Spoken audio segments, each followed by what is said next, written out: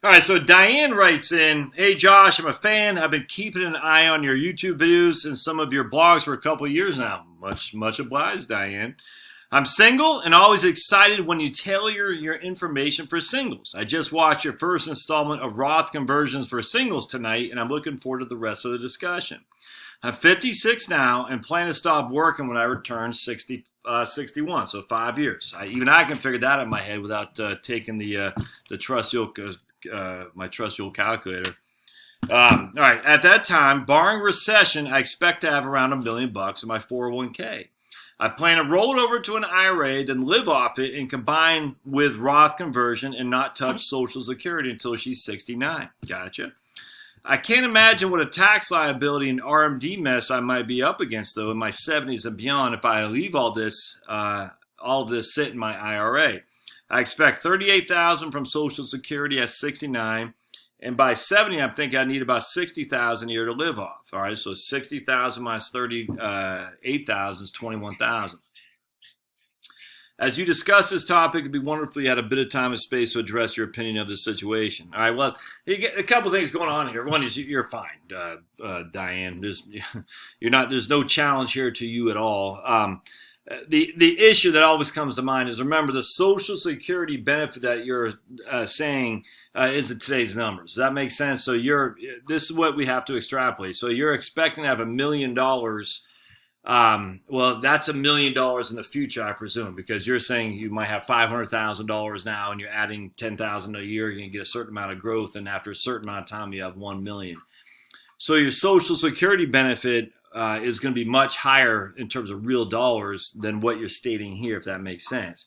As will the amount you need from income, and this is the challenge I think a lot of people have. They're extrapolating their current investments, giving it a rate of return plus investing, and using their calculator. If I could find my calculator, I don't know what I did with it. Oh man, a financial planner is nickel. Hey, look at that.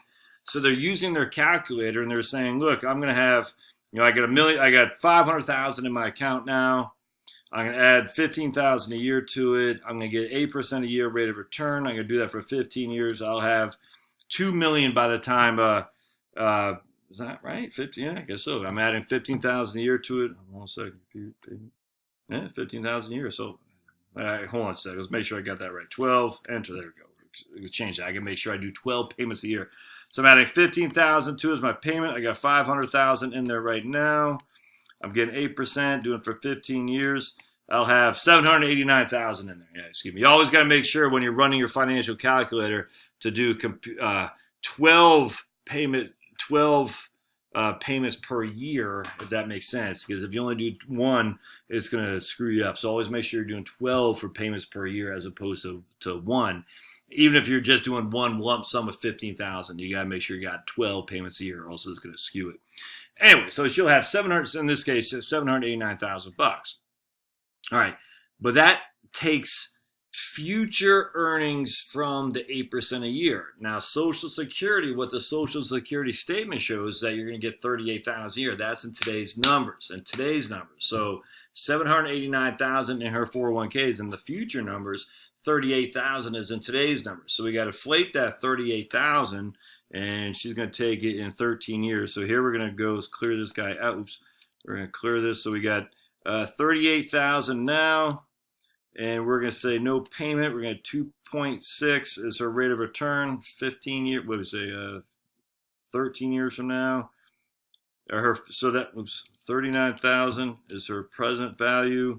2.6 is her interest rate. 15 years there. Nothing for payment. So she'll.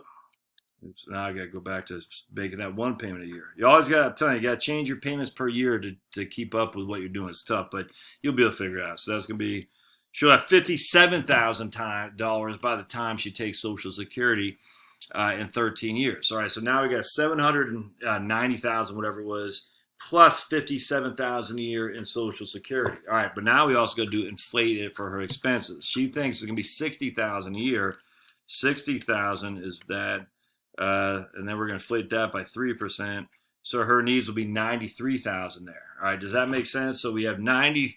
So what was 39,000 in Social Security and $60,000 in expenses is actually $57,000 and $93,000 because we got inflated. Now, what was also whatever her $500,000 was, whatever she had in her 401k is going to be $790,000 at that point. Now, she says she'll have about $1 million, so we'll just go over that with what she says that. But she says she's going to have $1 million when she's 61. All right, so $1 million when she's 61. If we got 8% a year rate of return, that'll be $2 million by the time she's 69. So no ground. So we got $2 million. She needs $93,000 a year of income. All right. Of that $93,000 a year of income, what do you say? $57,000 would come from Social Security. So she needs $36,000 a year from her portfolio, of which will be $2 million. That portfolio will easily give her $36,000 a year. Not a problem at all. Now, from a tax perspective, every $36,000 she takes out, it's going to probably literally licking my laptop. You're a nut.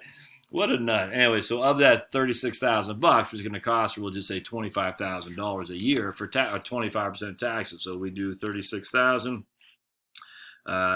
We divide that by 0.75, right? Yeah, she'll take 48,000 out in order to pay the $12,000 in taxes to net the 36,000. There's a lot going on there, but Diane, you're gonna be fine. I mean, even if you don't do any mass Roth conversions, yeah, you're gonna pay some taxes, but you're single. I don't know if you have any kids or anything.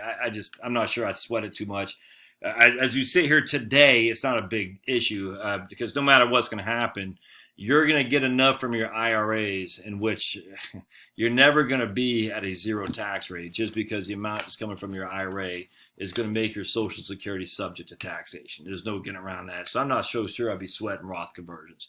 I might run a software on this to see what it looks like, but you're fine. It's just you're going to pay taxes. No other way around that. But, paying taxes isn't the worst thing that ever happened. It just shows you that you're successful, which is not the worst thing to happen. So, all right, we'll see you.